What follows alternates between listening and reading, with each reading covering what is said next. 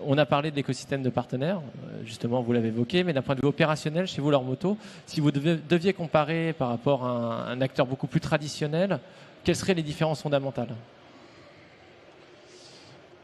On va pas avoir le temps, hein. On ferait plutôt mieux de dire l'inverse, si je peux me permettre. C'est en quoi on se ressemble, hein. En quoi on se ressemble, on produit des voitures, hein, des véhicules qui sont là pour the rest of us, comme disent nos amis américains. Donc, en vrai, ça change beaucoup, beaucoup de choses. Euh, le mindset, l'état d'esprit dont je parlais tout à l'heure est différent.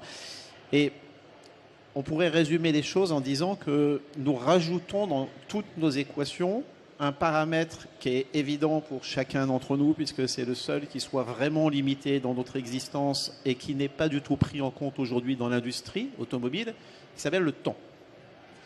C'est-à-dire que aujourd'hui, on considère que tout se passe pour un fabricant automobile, tout est optimisé pour un moment qui est la transaction, c'est-à-dire le moment où tu me fais un chèque et je te donne un trousseau de clés.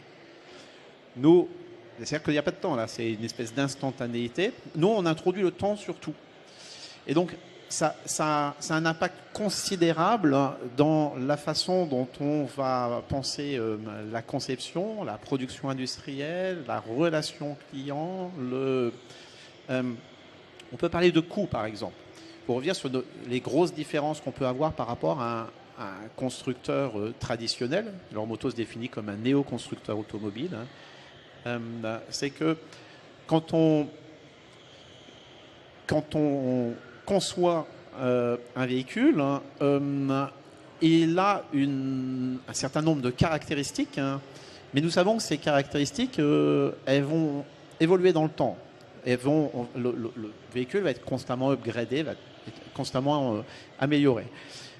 Ça, c'est des choses qu'on ne peut pas trouver du tout chez un constructeur traditionnel, parce qu'un constructeur traditionnel, il optimise son véhicule par rapport au jour de la sortie, par rapport au kilomètre zéro. C'est-à-dire qu'on va avoir un programme de R&D, on va définir l'objectif du véhicule et on va tout optimiser tant au niveau technique qu'au niveau économique pour avoir quelque chose le moins cher possible, je vais revenir dessus, et pour avoir quelque chose qui correspond le mieux au contexte technologique et social de l'époque.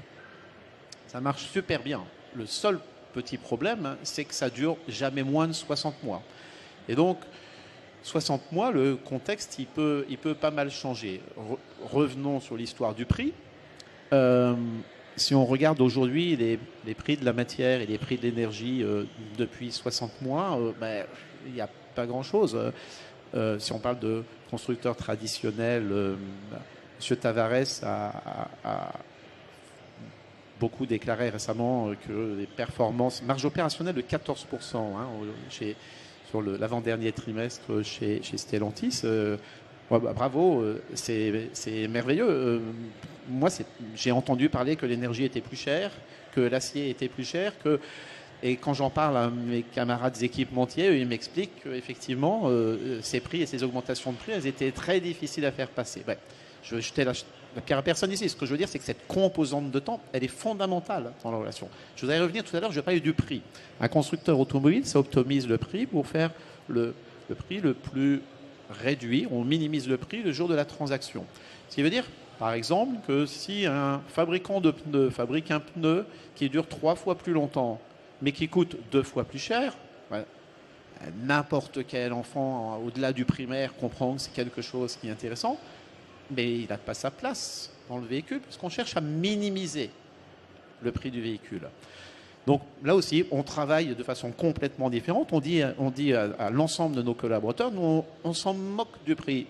Tu vas me parler du prix divisé par le temps, et donc je reviens sur cette introduction du paramètre de temps qui est complètement oublié dans le système traditionnel, et tu vas me garantir en même temps que la performance que tu vas me dire, c'est-à-dire que si tu me dis, voilà, mon siège il coûte 2 fois plus cher, mais il dure 5 fois plus longtemps, j'en suis très content, mais dans le modèle économique, on va quand même s'assurer que tu es intéressé à cette durabilité et que si jamais la promesse n'est pas tenue, voilà, donc je pourrais énumérer encore, mais si je devais dire la grosse différence qui nous permet de penser l'ensemble des autres différences, c'est l'introduction du temps dans l'équation.